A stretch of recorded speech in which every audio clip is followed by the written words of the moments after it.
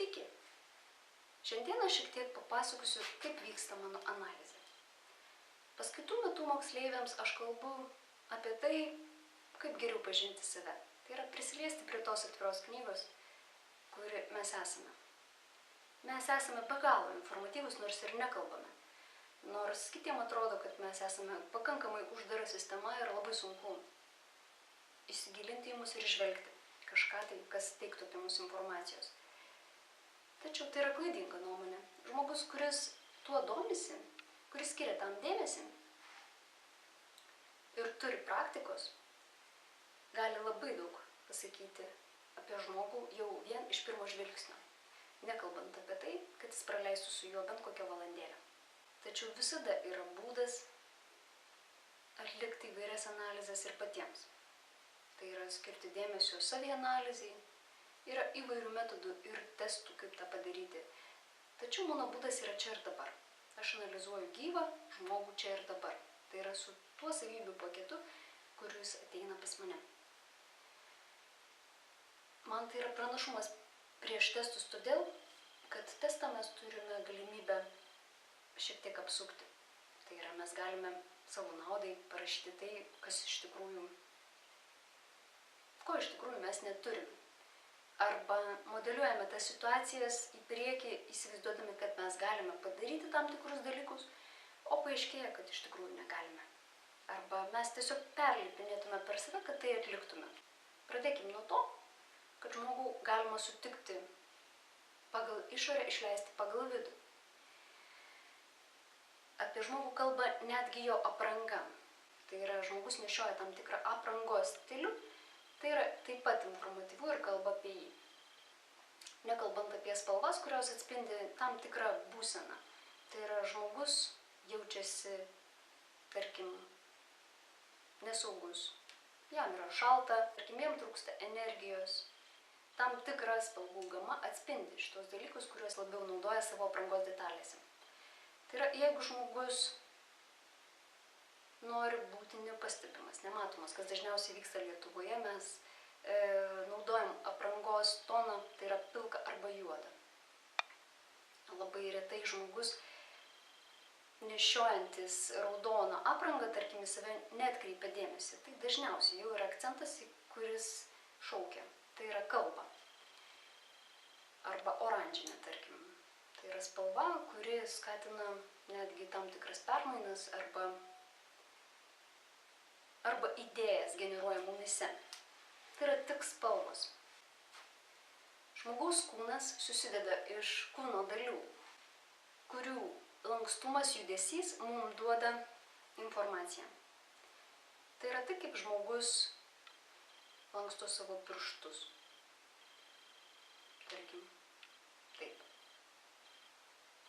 Kalbama apie jo lankstumą, jo delnas šneka apie jo pagrindą, apie tai, kokį socialinį vaidmenį jis galėtų užimti visuomenėje. Toliau eina judesys. Tai yra, imkim žmogus, kuris skuba. Nekalbant apie tai, kad mūsų kūną įtakoja tam tikri sveikatos faktoriai, traumos, mes turim įgimtą eiseną arba laikyseną, įgimta iš tėvų. Tai yra, panašią turėjo tėvai. Netgi einant vaikui ir tėvui šalia galima tiesiog pamatyti panašumą, vienodumą tame. Žinoma, tai galima keisti ir įtakoti. Mes visą laiką turim tą galimybę ir tai yra labai sveikintina. Bet retas, kuris žmogus deda į tai pastangų. Galimybė tai pakeisti sąlygoja mūsų charakterio bruožų pokytį. Tarkim, mes einame skubėdami. Ne tik tada, kai tikrai skubame. Mes einame taip visada. Tai yra mums priimtina judesio norma. Tai yra, mes taip tiesiog vaikštame. Judesys šneka apie tai, kaip mes greitai priiminėjam sprendimus, kaip mes objektyviai matome aplink save aplinką. Tai yra, jeigu mes prabėgam gatve tiesiog nepastebėdami detalių, kurios vyksta aplink mus, mums jos pasirodo nereikšmingos. O dažniausiai viskas, kas yra aplink mus, turi tam tikrą reikšmę. O mes laikome, kad tai yra neinformatyvu, nereikalinga, mes turime tikslą užsibrėžę. ir tiesiog keliaujame, nekreipdami dėmesio, kas yra po kojomis. Ta informacija, žinoma, šneka apie mus kaip apie skubantį žmogų, apie galimus skubotus sprendimus, apie neobjektyvumą. Žmogus, kuris skubėdamas neskuba, įvertina, kad jisai, tarkim, gali eiti per gatvę, padaryti klaidingą žingsnį ir surizikuoti savo gyvybę. Tai yra šneka apie tai, kad žmogus labiau objektyvus, jisai įvertina esamą situaciją, jisai įvertina save čia ir dabar, ne tame galutinėme tiksle, į kurį jis eina. Tai yra tik detalės apie mus. Pakalbėkim apie tai, ką šneka mūsų veido bruožai. Mūsų veido bruožai yra be galo informatyvūs. Mes taip renkamės draugus, mes taip renkamės artimus žmonės šalia savęs. Pagal tai, kokią informaciją jie neša. Mes tai darome intuityviai ir dažniausiai neatkreipiame dėmesio, kodėl mes pasirinkome vienus ar kitus. Su vienais mums sutampa viena sritis, su kitais mums sutampa kitas sritis. Ir mes dažniausiai taipogi neskiriame dėmesio, kodėl mes kartais bendraujame su vienokio arba kitokio tipo žmonėm, arba kodėl aplink mus yra tokia įvairovė žmonių su įvairiais bruožais, įvairiom savybėm. Tai yra, mes renkamės intuityviai. Ta informacija, kurią šneka veidas, yra mūsų išgyvenimai, mūsų džiaugsmai, skausmai, požiūris. Tai yra savybės, kurias mes atsinešam jau įgimtas, kurias nešioja mūsų tėvai, o mes jas gauname tam tikrą formą, arba švelnesnė, arba aštresnė. Ir yra mūsų asmeninis požiūris į tas savybės. Tai yra, ar jos mums patinka, ar ne. Tai yra, ar mes linkę jas keisti, ar mes linkę gyventi su jom kaip po su teigiamom, arba kaip po su neigiamom.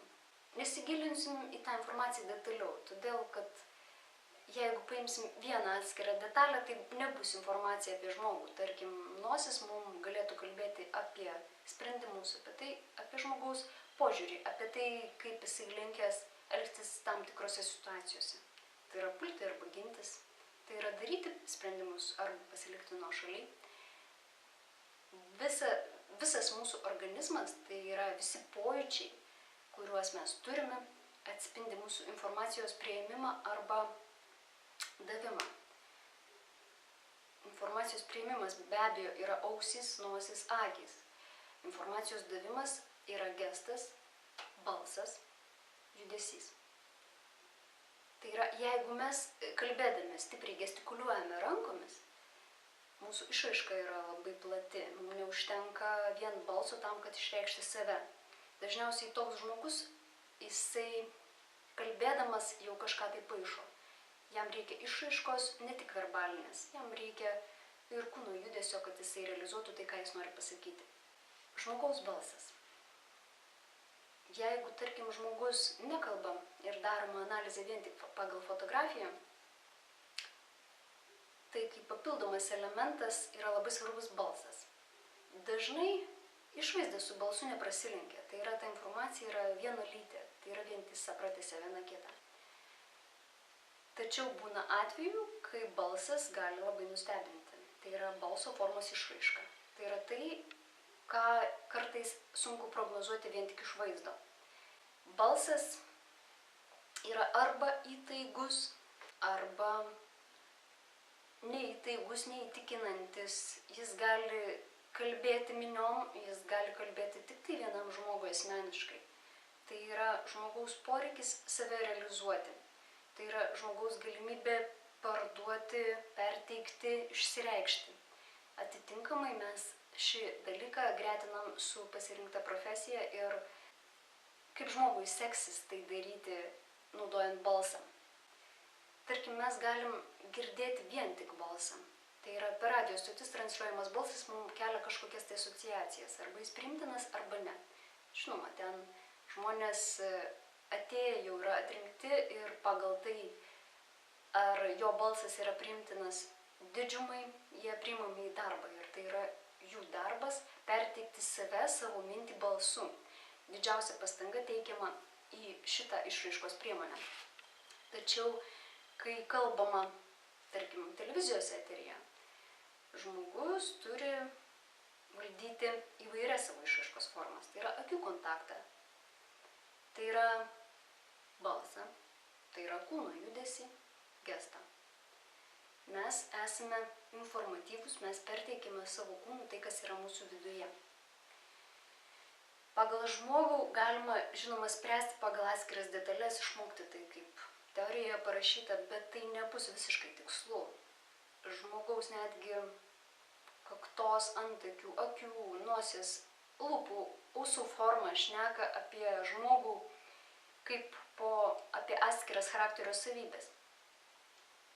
Tačiau reikia nepamiršti jas sugretinti, susisteminti į visumą. Nes turėdami vien tik nosies formą, mes negalime spręsti apie žmogų. Nes žmogus yra ne tik nosis, jis yra visuma. Ir tas pažinimas, ta patirtis, kurią aš gaunu bendraudama su žmonėm, yra neįkainuojama. Tai yra tokia galimybė pažinti žmonės per jų potyrius, praktikas ir visus kitus dalykus.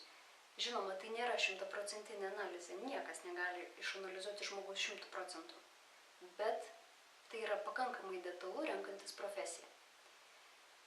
Tam, kad tikslingai rinktis profesiją, į save reikia žiūrėti nešališkai, ką labai sunku padaryti.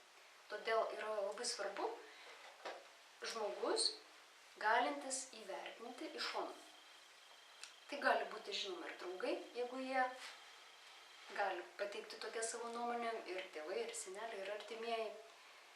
Tačiau artimą žmogų vertinti taipogi yra labai sunku. Tai yra, mes kartais turim savo lūkesčius, kuriuos bandome perteikti per vaikus. Tėvai realizuoja savo svajonės neįgyvendintas pačių ir vaikui labai sunku nuo to atsiriboti. Jam svarbus žmonės, jam daro įtaką. Tiesiog jis nenori nuliūdinti, nenori nepateisinti kitų lūkesčių. Todėl dar kartą akcentuosiu, kad save pažinti yra labai svarbus momentas ne tik renkantis profesiją. Apskritai, tai yra didelis darbas, menas, susikaupimas į save. Savęs pažinimas yra be galo įdomus dalykas ir keliaujant šiuo keliu mes įgauname puikias patirtis, pritaikyti tai įvairiose srityse.